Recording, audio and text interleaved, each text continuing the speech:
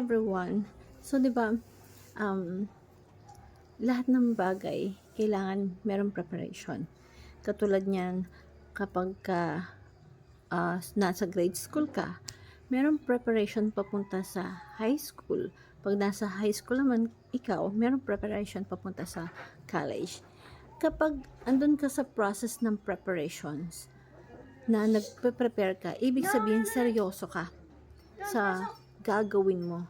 Seryoso ka at mahalaga sa iyo yun na yung ambag, yung share na gagawin mo is malaki yung value at pinaghahandaan mo talaga.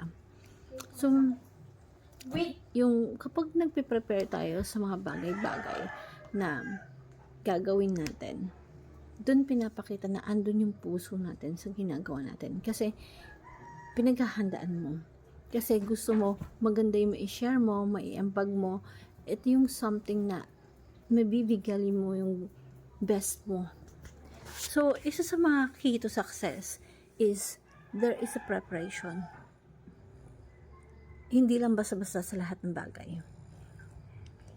Pagka andun ka lagi sa you prepare something sa mga bagay na gagawin mo, pinapahalagahan mo yun.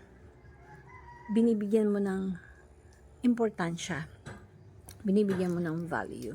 Kasi gusto mo is maibigay mo yung best mo. Hindi lang basta, example, meron kang talk, diba? So, ang gagawin mo, paghahandaan mo yung topic mo, yung talk mo, pag-aaralan mo yun. So, hindi lang basta magtutok ka para lang makapag-talk ka. Kasi gusto mo, yung ma-share mo dun sa mga tao na kung saan ka magtutok is valuable. Yung gusto mo is meron silang matutunan na something from you na kung saan galing sa puso mo, na pinaghirapan mo kasi pinag-aralan mo talaga, yung pinaghandaan mo. Lahat ng bagay na pinaghahandaan, maganda talaga yung kapalit in the long run. And that is for life. Yung bagay na hindi natin pinaghahandaan, pangsamantala lang para sa atin yun.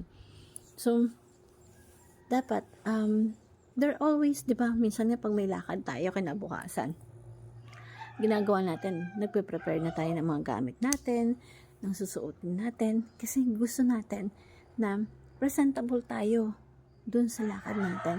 So, ganoon din sa lahat dapat ng bagay na ginagawa natin. We have to prepare.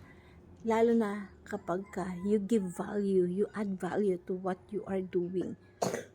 And hope, yung simpleng talk natin, yung motivational talk natin, isa yun sa mga key of success na kailangan tandaan at i-apply sa buhay natin na everything has a preparation.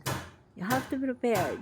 Kasi ang isang bagay na pinaghahandaan, alam mo kung paano mo lalakaran yung bagay na yun, susuungin yung bagay na yun, at alam mo, malulusutan mo ano man ang sitwasyon kasi prepared ka.